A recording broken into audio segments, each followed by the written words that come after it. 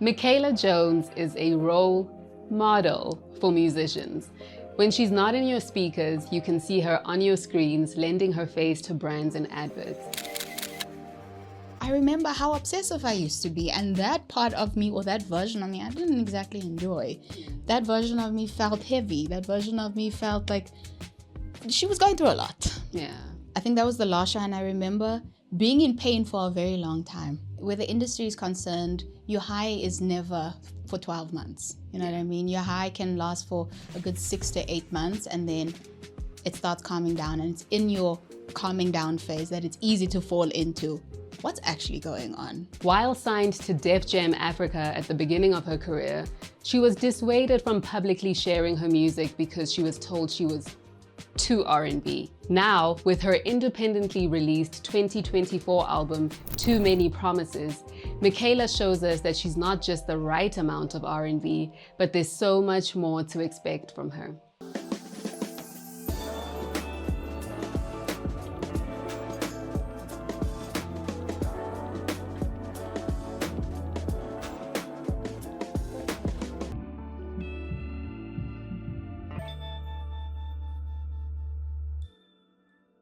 Hey, what's up everybody? I'm Helen Herimbi-Moremi and this is a Helen Herimbi-Moremi podcast.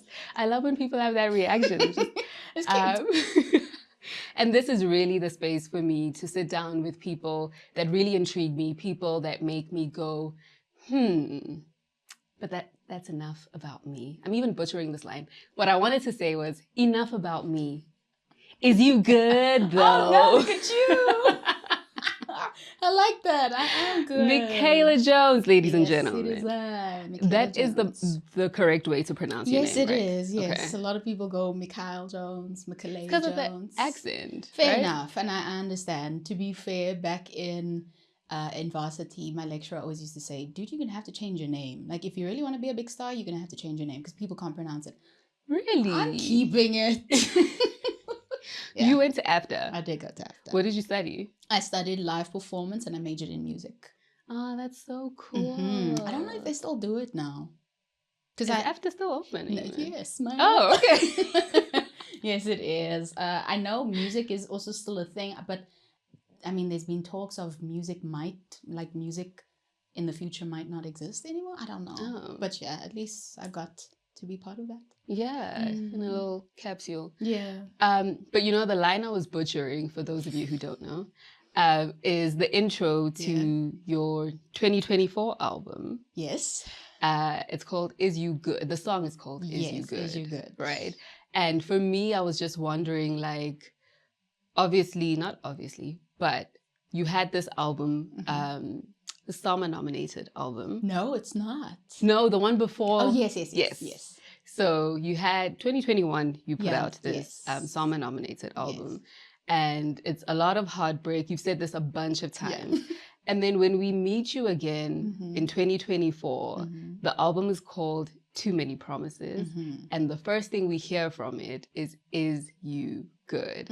So was that your way of like keeping us updated? Like, are you good with yourself, with your friends, with your enemies? Tell me. Yes, it is exactly that. It was, so I mean, the song obviously starts with self. All my music starts with self. So Is You Good was actually me checking up on me. Like, babes, let's go deeper. Are you okay? You've allowed for a lot. So let's maybe touch base, come back to self and figure out where are we. Yeah. And then in turn, it does do that for the audience as well. Yeah. Are you good? Have you checked in on yourself? Yeah. In that way. So it works out perfectly, especially as an intro to the song. It's like, let's sit down and let's actually discuss something. Yeah. It's also so South African, right? To be like, it's like, how's it? Yeah. Like, I'm just coming into your life, like, how's it? But how are you? How are you doing? I mean, I live in South Africa. Yes. I'm an independent artist. You are? I'm a freelancer where this creativity is concerned. So how do you think I'm doing? I mean, I would say pretty good. Fair enough. Like, no, I am. You get to be creative and no one's on your back. Like, facts. No, on a real, I'm doing good. I'm okay in terms of self. I have a lot of quiet time because it is January. Yeah. No, I know it's Feb It's now, February. but it's the first half of the year. It's usually quiet. So it's a lot of time for the is you good moment, the self-reflection, before we start getting into the madness of gigs and shows, rehearsals, studio time, etc., etc. So yeah, I'm okay. I'm good. Okay. Mm-hmm. I was saying to a friend of mine the other day that I feel like specifically for South African women, Mm-hmm. right now is a weird time. There is like something in the air where everyone's burnt out. Everyone's like questioning, like, what is this for? Like, why are we on this earth? And not necessarily being suicidal, but just being like, yeah, something's what gotta are we give. doing? Yeah, what's happening? Do you feel like you're part of that cohort of people who are just like, I what? think that thing comes in phases, though, to be fair, because where the industry is concerned, your high is never for 12 months. You know what I mean? Your high can last for a good 6 to 8 months, and then it starts calming down, and it's in your calming down phase that it's easy to fall into what's actually going on. Am I even doing enough? Is your like, I don't know, when's the next break? When's the next thing? And then you fall into that mindset. But I don't know, man. The industry, it's phases, right? That's the only answer I have for that. That's the only answer I have. Okay. I mean, I think that's fair. And I also went through a phase of like, I don't really want to be bothered with music right now and interviewing artists and being in this space, right? Which is why I was telling you off camera, like, I'm trying to do something different. I'm trying to talk to artists that I really enjoy, that really intrigue me. Thanks. And last year, one of my friends, Lingo, she had her live performances, and you were one of the guests. Yes. And that was when I got to actually watch you by yourself. Well, you have a band, but like really perform your body of work. And I just remember being like, look how happy she looks. Like, you look like you were in your element. Oh, I love that. I love that. Did you enjoy the show? I did. I really, really did. And I think also it's refreshing to have performances where the mic is on. Amen. You know, like where it's like, oh, you can sing. And actually, like, this is making me jump forward now, but I feel like in your earlier work, there are some instances where, so like Be Like Me, for example, very trap oriented, very like I'm rapping and, you know, I'm so much better than everybody else. Yes. And even earlier than that, you have, like, even your vocal styling is very much like it fits into a space. But I feel like with this specific album, like there's a clarity to your voice and a clarity to your writing. Yeah. Is that like a fair thing to say? Definitely. I honestly felt with this project, I stepped more into myself. Yeah. The first project was music, that was me. It was personal experiences. So yes, it was a part of me. But in terms of hearing growth, that's exactly what that was. Yeah. It is what it is. Was me.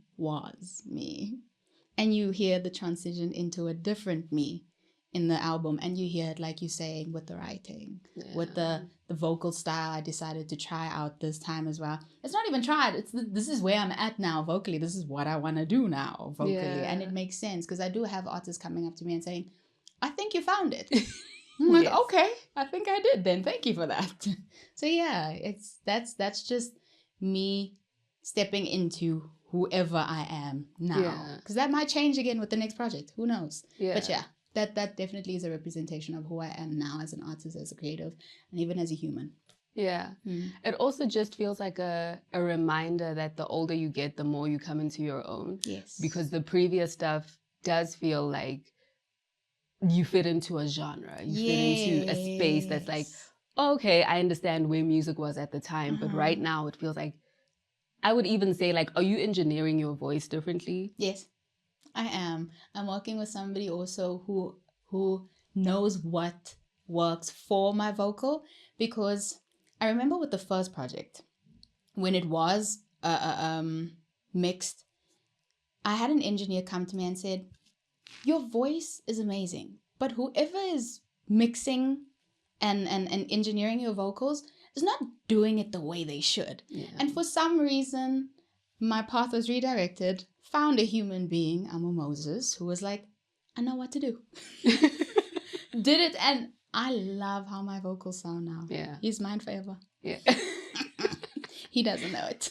I mean, I think after this, he might know. He might know. But speaking of that, like, what does your collaboration process look like? Because I remember at that show, when you were talking about Is You Good, you were talking about like you had somebody else co-write Yes. and all of that. Yes. Like, so how does it typically happen? And specifically with this Too Many Promises, how did it happen? Where collaboration is concerned, a lot of artists don't allow, for example, you've written the song entirely and you hand it over to me as the artist and I do my rendition of it. A lot of artists, specifically, I would assume in South Africa, wouldn't allow for that. They'd also want at least a touch in there, whether it's, let me just rewrite this verse, or I'm not opposed to somebody else doing the full body of work, handing it over to me and me just giving my rendition of it, because I see myself more as a performer and the physical marketer of it. Okay. Does that make sense? Like you're the vessel. Yes. You don't have to create like in that. I'd like to believe that my strong suit is the selling part of it. Okay. So I'm not opposed to somebody else helping me create the thing. So with Is You Good specifically, I remember it was Amo Moses, my engineer, who actually said, yo, I wrote the song and it has you written all over it. And I listened to it and I was like, he wrote it word for word, beginning to end, even with the harmonies. It's his baby. Oh, wow. It's fully his baby. And he was like, it just sounds like you. Here's the song. But he did that in like 2020, bro. Oh, really? Yes. And once the album was complete, I was like, dude, remember that thing? I had to pull out my old my Hawaii phone, whatever. Hawaii. How do you say Hawaii? Huawei. Huawei. I had to pull but a out Hawaii the phone might be a thing, you know? A little aloha in there. Yeah. I had to pull out that phone, switch it on. Plus, that phone doesn't work. So I had to keep the charger in, looking for that voice note he sent. Because I was like, that is going to be perfect. So where collaboration is concerned, I'm always open to anything and everything. Mm-hmm. Whether it is half-half, whether it is you fully give me the idea, whether it's, listen, I have the full idea, help me make it better. Yeah. So yeah, collaboration.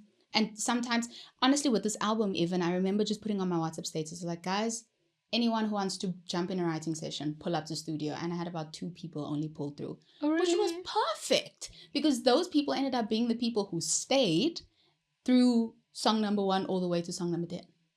That's amazing. You know who I'd love to hear you write with? Mm-hmm. And maybe a remix for It Ain't Me. Okay. Mariechan.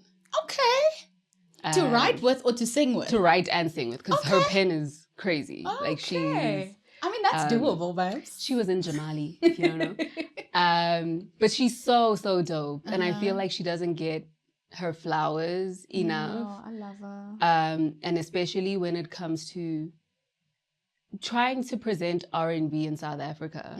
I feel like now, obviously, there's less of a struggle because people can hide behind the neo soul or like new age R&B or whatever. But when it comes to just like, yes, that's not necessarily... It doesn't get the love it deserves. No, Would you agree? I hear you. Fun fact, actually, because you brought Mariechan up, I consider her my industry mother. Oh, really? Mm-hmm. I actually got into the industry through Mariechan. And here's how. I was her backup dancer when she decided to go solo after Jamali split. Oh, really? Yes. That's giving me goosebumps. So I was doing her backup dancing. I was on Yo TV with her. I'm sure the footage is still somewhere there on the interwebs. And I remember at some point I was like, I make music too. And she was like, okay, cool, let's hear your music. My music was trash back then, so Bless How her heart old were for you? giving. I was 18. Wow. But that means you were just writing music for a year, right? Yeah. Because you started when you were 17? I started, 16, 17. I started writing. So yeah, I mean, then she allowed for the listen, and then she was like, you actually can sing, dude. And eventually we ended up forming then she was part of a corporate group called Shoe Up Shop with Tamara Day, and I think her name was Melissa, one of the Idol contestants that won. And once Melissa left the group, she was like, I know somebody who can sing, and she wrote me in. And that's when I got into the industry as a corporate girlie singing covers. That's amazing. Right? That's nowhere on the internet. Why aren't you telling your story? I know, I should.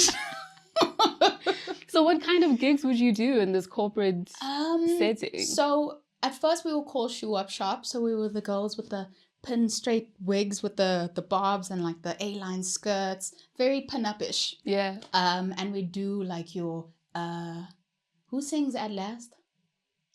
At Last. Etta James. Why did we blank on Etta James? I know. That's okay, bad. okay. Early in the year, it's fine. But yeah, like that kind of music, very, very old vintage sounding music. And we were booked for a lot of corporates. So, I mean, India functions for BMW, India functions for, was it Shell? I remember we did. But yeah, a lot of corporate brands. But eventually we rebranded and we were called XOXO. Okay. Which is a little more sultry now. And now we're getting booked at Alice on Fifth, I think it's called. Burlesque restaurants. Yeah. So very burlesque look. We were doing songs like your Beyonce. What is it called? I forget. But anyway, very sexy stuff. Yeah. Yeah. And that's how I really got into the industry. They started introducing me to the Loyiso Balas, the Heinz Winkler, Chiano Sky, I think it was. Yeah. Also such a voice. Oh my gosh. Right? Yeah.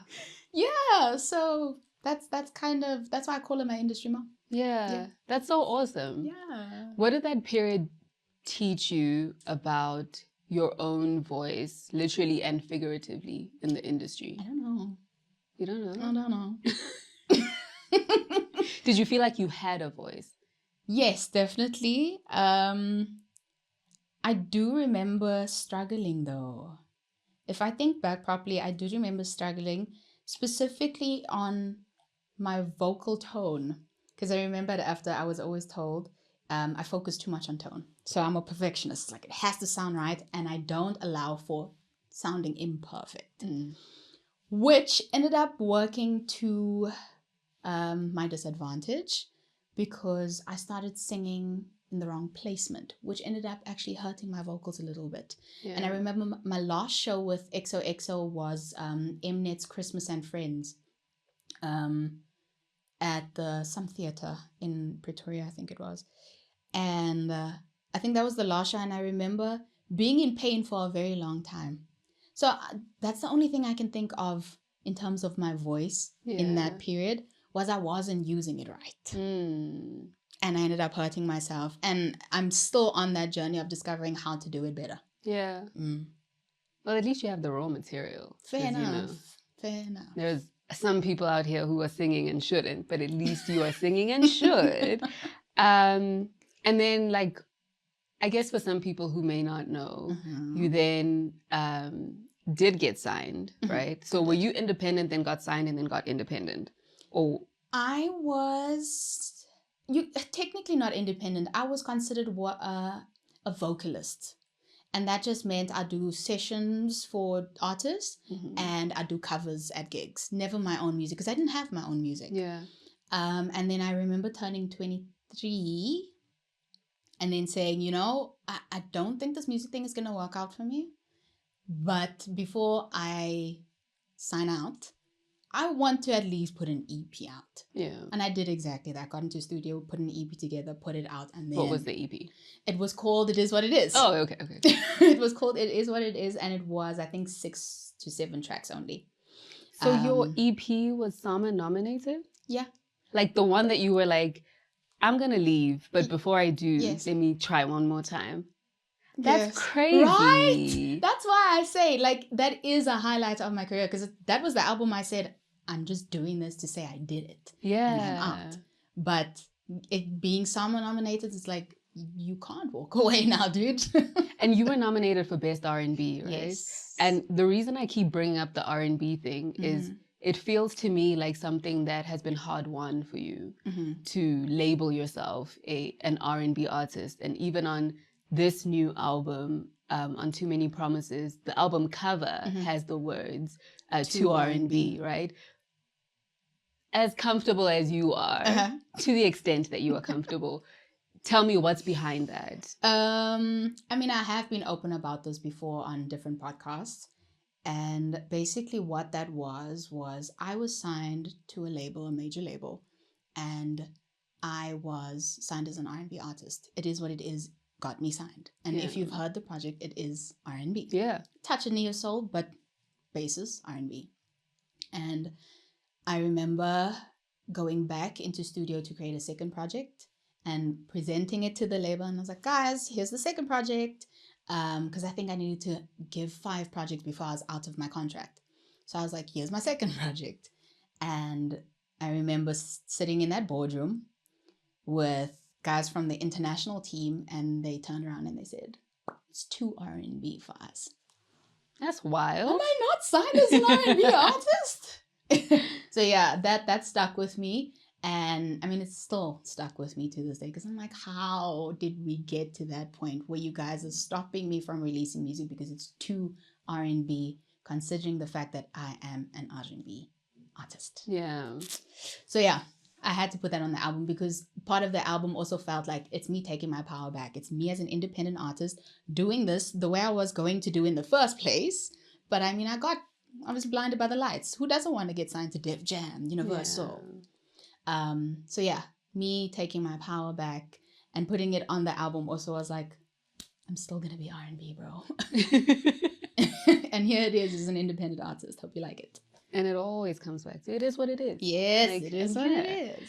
And I think R&B, the classics and like even the earworms, even if it's not a classic, kind of show up a lot in your music, right? Like there are places where I feel like, oh, that reminds me of Aaliyah's Try Again, or Bedroom specifically is a song that if you are my age or older will go like, is that Silk? So dope. Talk to me a little bit about Bedroom specifically. Oh, Bedroom is the only song that we sat in studio and built from scratch together. Okay. I remember writing that song, and or the idea about the song was, okay, cool, bedroom, we're going to use it as a metaphor. We're not going to actually make it about sex. But wait, let's take a step back. So are you saying you're in studio and then the words just comes to your mind? Okay. So, I mean, the chorus was quick and easy. We immediately started singing my bedroom, and I was like, yep, okay, that's the hook. But I don't want to talk about the obvious, what happens in the bedroom. And I remember thinking, I wanted to kind of be about intimacy without speaking about intimacy directly. So bedroom then becomes the metaphor for I want to be close to you. Are you invited into my personal space? My bedroom. Yeah. Yeah, so that's the approach I ended up taking on Bedroom. The verses were very much I want to be here. I want to be around you. You fill my cup. You pour into me. And that's why I invite you in. Yeah. And then also if you know the melody, yes. then, you know, that's really, really great. Yeah. The way that you just described your thought process behind your writing, specifically for that song, makes me think about SOS. Okay. With Una Rams, because I feel like there's an easiness to like, let's talk about sex. And when you're a singer, especially, like it's so like, okay, yeah, it is what it is. Yeah. But like when you are creating a song like SOS, and I know like you guys are frequent collaborators, how does that happen? Are you guys like, let's, what is the word I'm looking for? Like, it feels also like vulnerable, but not in a sad way. Like, not in a, oh, you can't see me. It feels like I want you to see me. Mm-hmm. Mm-hmm. And that closeness in that way. Okay. Is what I'm saying. Yes. Yes. But I'm trying to understand what the question is. The question is, yeah. do you feel like it's an extension? SOS is an extension of bedroom. I actually never thought of that. Because maybe it's not. It's just that when you were speaking, I was like, that reminds me of that song. No, I don't know. I feel like in SOS, I was a little more, not provocative, but yes. It was a little less reserved for SOS. But funny story again. SOS, it was supposed to be my song. Una fought me, was like, bro, please can I have the song?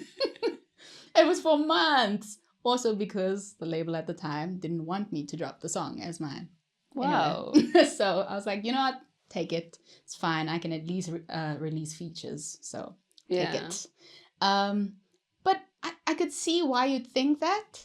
Like, I can see the link. But I've never ever thought of it. I don't know. Yeah. Yes, I know. Yeah. But like maybe staying on the intimacy part and like even vulnerability, right? Like I think R&B it lends itself to like cliches in music, right? And on the surface, when you see Mikhalé Jones on a song called Bonnie and Clyde, you go, okay, R&B, okay, cool. And then you listen to the song and 25K is talking about wanting to be close to someone. And the way that he treats that person isn't regular degular. It isn't throwaway. And that is your voice being lent to that. Is that how you think about your voice as an R&B artist in a hip hop space? Or is this all just reaching? It's too much. No, that's actually a very good question, because we were in studio the other day speaking about it, and I was like, why are people always hitting me up for that kind of music? I'm assuming it's how they hear it, how they hear me or my artistry. But I do feel like I can obviously fit elsewhere in the hip hop space still. Yeah. But for the most part, I guess my voice is seen as that maybe the sultry, intimate, bring this softness together, even in a hard rap song. I don't know. I'm stuttering. I did ask myself that question the other day. I was why? Because I just did a feature recently with Mikhalé James, and his song also is about still fam, and there is like tension between him and this person. And I remember the first line he's speaking about, the reason you fell in love with me is the reason now that you want to break up with me. Yeah. And I'm also put into something like that. And I'm like, why me? Yeah. I'd love to know. I think they need to answer that question, because I would love to know. But I feel like it redeems the cliches. Like your voice redeems the cliches, because on the surface it is like, Bonnie and Clyde. And then you listen and you go, okay, there's a warmth there and like a femininity there that's like needed on the song. But another cliche, I think, in R&B is love. Calling a song love. Okay. And then ending your album with the song called Love. I don't want to lie to you. I was bracing myself like, what is this song going to be? And then I was so blown away by just like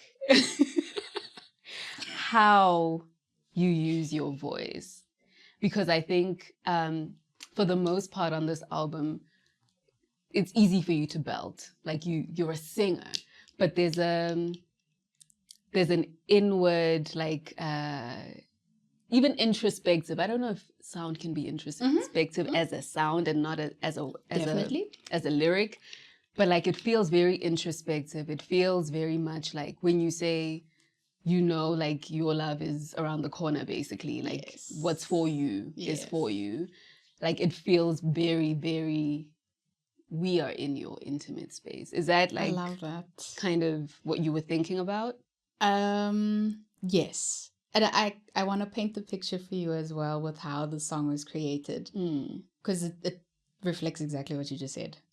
I was in my little lounge, which was probably as small as this, nice and cozy. Lights off. It's probably 3 a.m. And I got the mic in my hand. Laptop is in front of me. And I'm just cozy with my blanket. Maybe I was in a gown even, who knows. And I remember just writing the lyrics because I was in the space of, I'll find my person. It's okay. Everything's going to make sense eventually. And very intimate with my headphones, just me and myself doing what I need to do, harmonies and everything. And I remember presenting it to the guys in studio. And they said, whatever you did vocally here, mind you, it's a demo. So I always take my demos to studio to re-record. And they heard the demo and they said, whatever space you were in that day, we unfortunately can't re-record these vocals. Oh, wow. We need to take it as is. Because even the tone I used, it's not the regular tone I'd use to sing, even live. That's why it's one of the songs I'm scared to sing live. Because there's a tone that I use because I was whispering in my room. I didn't need to sing loud. I didn't need to do too much for the song. It was just me and the mic with the gain all the way up so I can whisper into the mic. And then, like I say, they ended up saying, take the vocals as is because you can't recreate that feeling. That's so great. And yeah, so that's why we tried making the sound almost sound voice notey as if it was a quick recording on the phone or... But yeah, it's the rawest recording on the album, specifically because it was straight from that day. Yeah. Imperfect as it was. Even with the vocal cracks, we said, no, keep it. We're not fixing it. Yeah. Thank you for sharing that because it's reminding me I can trust my ear. Like I know what I'm hearing. Yes, you can, ma'am.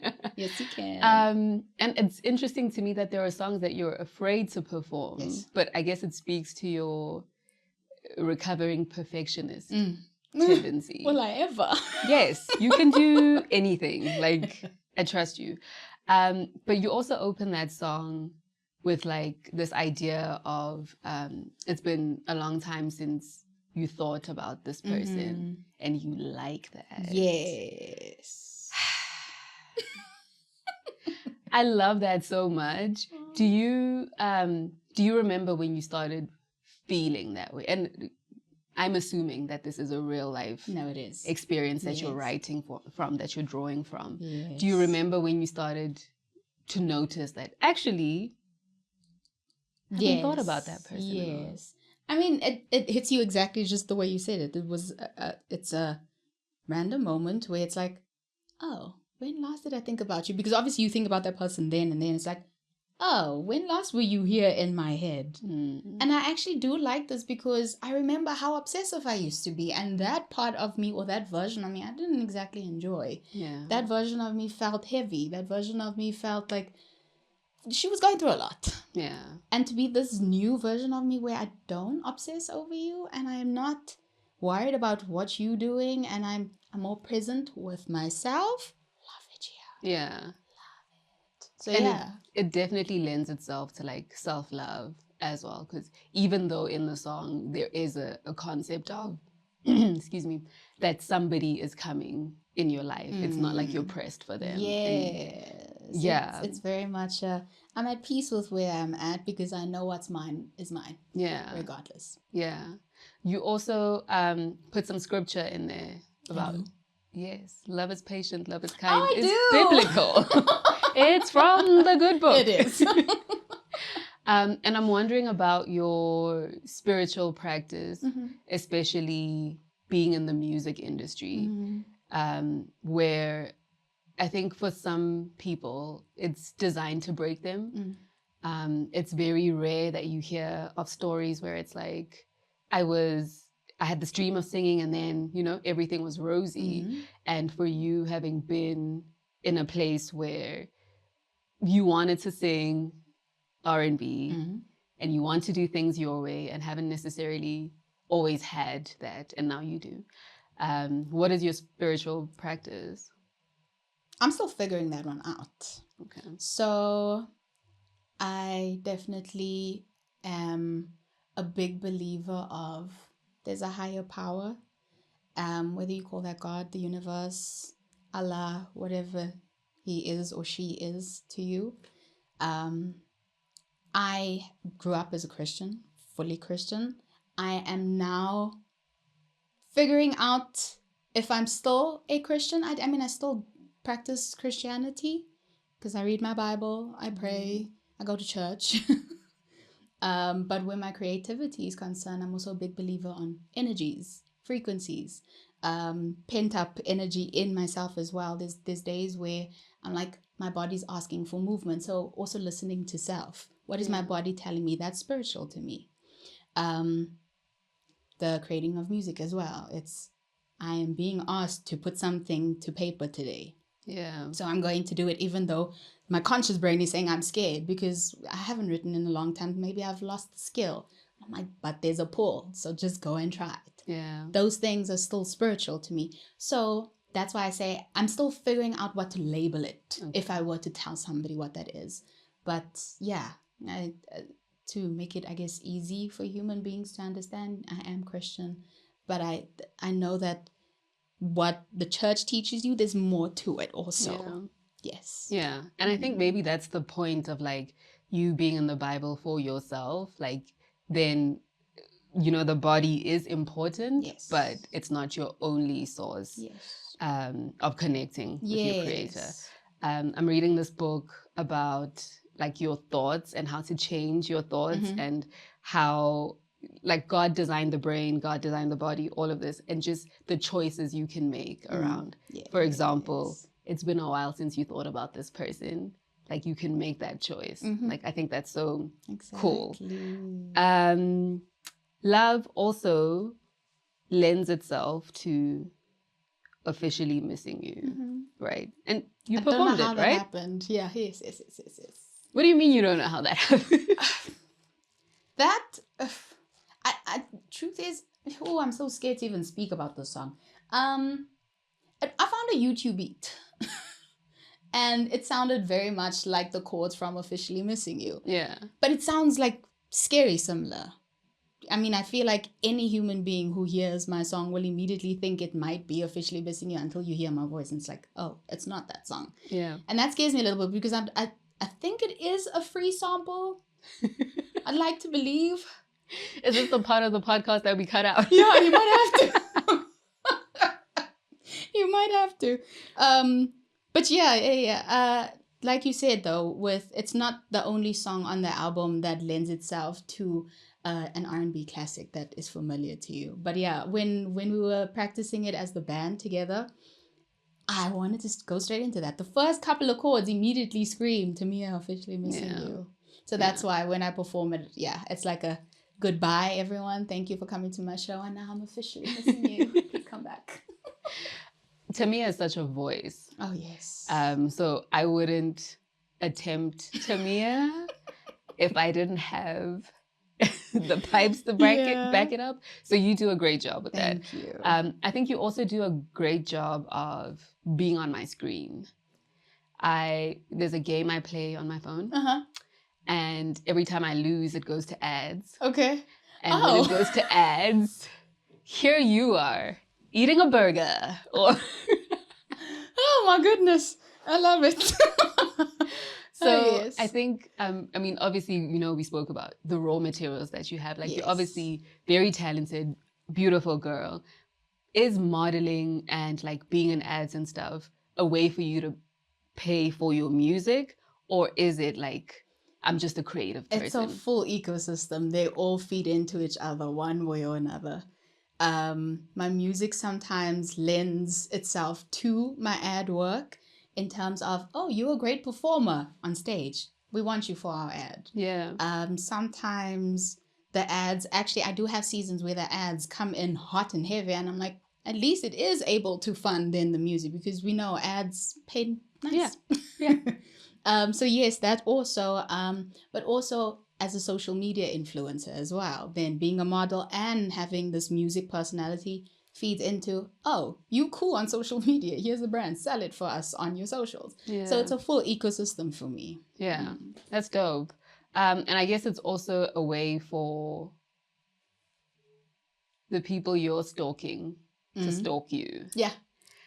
Because Toxic Trends is one of the songs on this album. Yes, ma'am. And I was just laughing about like, you're going through it, okay? You're cyber stalking someone, which I would not advise anyone Please to do. don't. But do you have a Finsta? Yes, I do. What do you do on your Finsta? Okay, now my Finsta is used specifically for like the everyday post that I don't want on my page that is brand related. I'm trying to keep page brand related, and then my personal stuff like what I'm eating today. Yeah. What place I visited today. Yeah, just like the mundane things. Yeah. Mundane things. It's not mundane. It's more to me. But yeah. So your Finsta shows your face? Yeah. Oh, I wouldn't do that. No? My Finsta does not. I just use it to like watch people's stories and then be like, oh. I mean, to be fair, I wouldn't mind if you saw that I was watching you anyway. So I'm not scared to have my face in the forefront. Like, yes, I was looking. Yeah. But like also Toxic Trends is a song for the times because it wasn't always the case that people could cyber stalk you and feel a way that you're so down for your new girl or whatever the case is. How, I need to find a way to ask this, but how do you foresee writing love songs and writing about relationships changing as your face, as we are changing, right? Okay. And especially with like Gen Z and like younger people who are using social media as like their visual diary, where they're talking at us, but they don't necessarily want us to comment on what they're saying or what they're doing and their relationships. Do you foresee where we are as a society changing how you write going forward? No. Okay. And here's why. Because I'm a very selfish writer. Oh. I write from my experience. So if I am experiencing something that you are experiencing, you'll relate to my music. If you haven't, you won't relate to my music because it obviously doesn't make sense for you. You don't know what it's like or felt like or whatever. So that's why I consider myself a selfish writer, because my best songs are the stuff that I went through. Yeah. And I put it into words. My not so amazing songs are songs where I was like, okay, I'm going to try and write about this because it is something we all experience, or it is something I went through, but I've already written like 2-3 songs of it and I'm doing a 4th one of it. So it's almost as if it dilutes itself. You know what I mean? So yeah, I don't know if that answers the question. It does. Yeah. It does. And speaking of writing and social media, because this is something I heard on social media, that you play stupid games, you win stupid prizes, and then Fallen opens with you playing silly games. Tell me about that song and tell me about, Fallen was also one of the songs. I remember this process actually. I got sent an Afrobeat beat, and Fallen, I didn't write that song. Notando Mamba, she wrote that song, and she wrote it to this Afrobeat beat. And we were so tired in studio. I still have it on video where I'm always falling asleep on the couch. He actually did fall asleep and he woke up from a nap. He was like, guys, I know what the song means. Goes to the computer, finds Aaliyah's Try Again, finds the instrumental, stretches it to make it slower because my song is slower, puts it to the vocal that we just recorded, and he's like, there it is. That's the beat. Like, what? How did we go from Afrobeat to Aaliyah's Try Again? Yeah. And now we obviously have to recreate the beat so that we're not in any legal situations. Recreate, make it our own, and then Fallen becomes the childbirth from that. Fallen, like I say, was written by Notando Mamba. So if anything, she needs to tell that story. Yeah. But obviously it relates and it works perfectly for the story. When I say story, I mean from track 1 to track 10. It fits perfectly for what we're saying. Yeah. Fallen, I think, is basically about, you said you'd do this with me, but you didn't. You copped out. Yeah. So yeah, that's basically it. Yeah. I never thought like we could put Mikhalé Jones and Mgarimbe in the same, you know? Yeah. Because, I mean, you both have like Aaliyah songs. Shut now. up. That's so silly. Yeah. Why did you name this album Too Many Promises? Oh, so Too Many Promises then becomes, what do you call it? A double entendre. Mm-hmm. So Too Many Promises, if you were to listen to it for the first time, is a human being saying, I am here, I am with you, and unfortunately not keeping to their word. So it's too many promises not kept, right? But the double entendre then comes in with the me working with the label. I was promised a lot. Okay. Hence the cover has the you two R&B, because it was still based around the label, because I remember feeling like, yo, guys, I was signed and I'm not signed. Like, I still want to work with the labels, but I would like to work with them on how I thought it would be, you know? Yeah. So technically on my terms. So Too Many Promises then was also kind of I was promised a lot with the label. So there's just too many promises out here and nobody's keeping them. So it's kind of me keeping my promise to me. Yeah. What's a recent promise you kept to yourself, aside from the music? That I would be consistent in the gym. Oh, really? Yes. You've been going? Yes, ma'am. That's awesome. What's a Yeah. promise you want to be consistent in keeping to yourself? It's to do with my spirituality. The promise I'd like to keep to myself that I haven't fully is, just being consistent in that regard. Tapping into what people call the higher self. Okay. Awesome. Were you on MTN? Yes. I believe Slicker produced that. Yes, MTN Pulse Virals. Yeah, and I never got a chance to watch because I just wasn't home. But when I read that, I was like, why? Why did you enter a competition when you are already somewhat established? I actually already? upset some people because people ask I'm that not question. upset. No, I like hear you. Slicker. I'm not upset. I'm just curious But about that same question, obviously asked with a different mindset. Some people were upset, like, why you've already been in the game. You don't need to go into a competition to compete. But my entire storyline on the show was, so I just had left the label, and I just got retrenched from my 9 to 5. Oh no. Yes.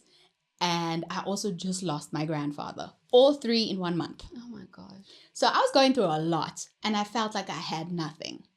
Obviously I had enough, but I mean, mentally I felt like I had nothing. And I remember also the self-belief non-existent. So a lot was lost, minus the physical things, right? And I stopped believing in myself. I stopped seeing myself. And I remember even putting up a video, it's still there on my IG, speaking about, I'm scared to do this. I'm scared to be seen right now. I am scared to put myself out there. And I'm scared even more so to have to stand in front of people and try and be vulnerable and have people either accept me or reject me in my face in front of cameras. Who wants to do that? Yeah. And I remember saying, that's exactly why I should be doing it, is because I'm scared. And right now I need a win. I need to just like, I don't know, I'm seeing the mountain and I want to climb the mountain, because the only way for me to feel okay is to be at the top of that mountain. Yeah. Whatever mountain that is. And I remember Amor said, yo, see this thing. It's like, oh my gosh, am I going to do this? Sent in my little audition online. Didn't think much of it. And yes, I ended up getting chosen and somehow winning the competition. Honestly, I didn't think I was going to win, because also Scummy, also big rapper, also signed to Def Jam. In my world, I was like, she might end up winning this thing. So yeah, people coming for me for the fact that I'm already this person and I joined this competition, it would scar me. Much love. What was the prize?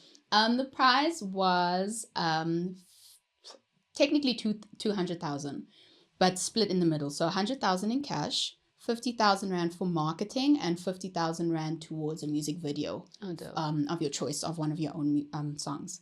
But the very last task or challenge for the show was put a treatment together for one of your own songs. And it was for Be Like Me that I chose. So I put a treatment together, and the treatment that wins, that's the music video they'll shoot with the 50,000 rand. That's so interesting. So that's how that one came about. I Yeah. feel like I'm getting all these. No, I'm getting flashbacks because I feel like I actually went to see Slicker when you guys were filming. And was there a time when like they made you guys go out to a party or something, and then the next day they quizzed you? Yes. And Yeah. I need to find him and ask him to give me the season because I feel like I need to see this show. Yeah. But I guess like the main reason I brought this up was to kind of figure out like, do you think about music as a sport? Like you were in a competition, right? Mm-hmm. So when you are competing against other people, does it fuel you to be like, go for my dreams? So it's not necessarily competing, but having other human beings, and I think even collaboration technically fuels me. Because it's a matter of there's other human beings I'm able to bounce off of. There's other people in the room that are able to challenge me in the things that I think I know or things that I don't know, but they say I do. Yeah. And then that being a competition setting, yes, it also does fuel me because it's like I have a challenge. I need to try and come out at the top here. And to be fair, if we watch this season, I didn't win every challenge. I came second, third, and sometimes even fourth in some of the challenges. But I mean, I made sure it was enough to get me to the next day. Yeah. But yes, I think being surrounded by humans, it's the same concept as gym for me. I'm like, gym is so much better if you're in a room full of people gymming. Oh. But if you're home alone gymming, it's like you don't push as hard. At least that's for me. Okay, I'll take it because I don't even go to gym anymore. So I'll take it. But obviously, like today was really about you and me being interested in you. But if you look to your camera, can you just give us like a brief idea of like who intrigues you in music right now and why? And I want you to talk to them like you are talking to them. Hectic. Okay. Doesn't have to be hectic. Super, super chill. Okay, so there are 3 human beings at this point that intrigue me where music is concerned. And that is your Sasha Kibo, that is Mikhalé, and that is Kaylani. Kaylani for the styling, the branding, and just even the way she presents her personal life. Absolutely love and admire it.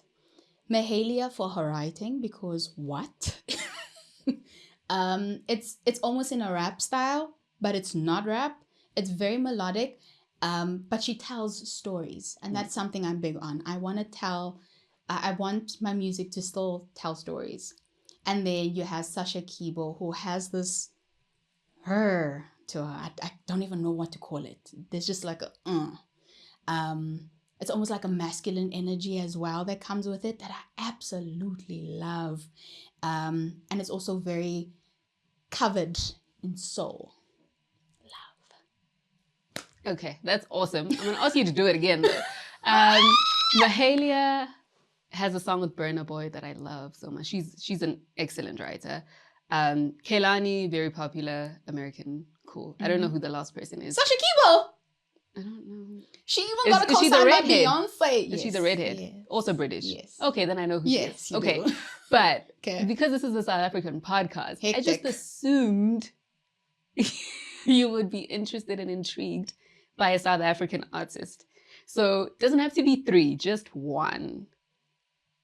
Who is intriguing you at the moment? And they don't have to be famous because the point is, I don't know a lot of people that I'm talking to. Okay. So. I have 2 human beings that intrigue me actually in our South African market where music is concerned. And that is your Kindly Nash and that is K-Kid. People get upset with me because they think that I am just the singer, but I write almost in a rap style. Therefore, I am intrigued by someone like Kindly Nash because yes, he is a rapper, but he tells stories. So he's not just I'm rapping. He is, even in the tone he uses, there's a story. There's melody to it. It's just, there's an interesting thing about it. It's not the typical rap. And I think it's maybe linked to like a Tyler Creator type sound image. And that's why I like him so much. And then with K-Kid, same thing. There's melody to it. And when you hear her versus when you see her, two different things, which I love, because then it makes you want to know more. It pulls you in. So yeah, those are the two that come to mind. I'll accept those two. Okay. I'm very happy about those two. We love to shout out South Africans on here. Fair enough. But yeah, shout out to you, man. Thank you. I think you're definitely a one of one. I'm very excited to see what comes next for you. No pressure. Thanks. And I just have no doubt that you're going to do better and better and better. So thank you. Thank you for coming to the pod. Thank you for having me, man. That's Mikhalé Jones. I am Helen Herimbi-Moremi, and this has been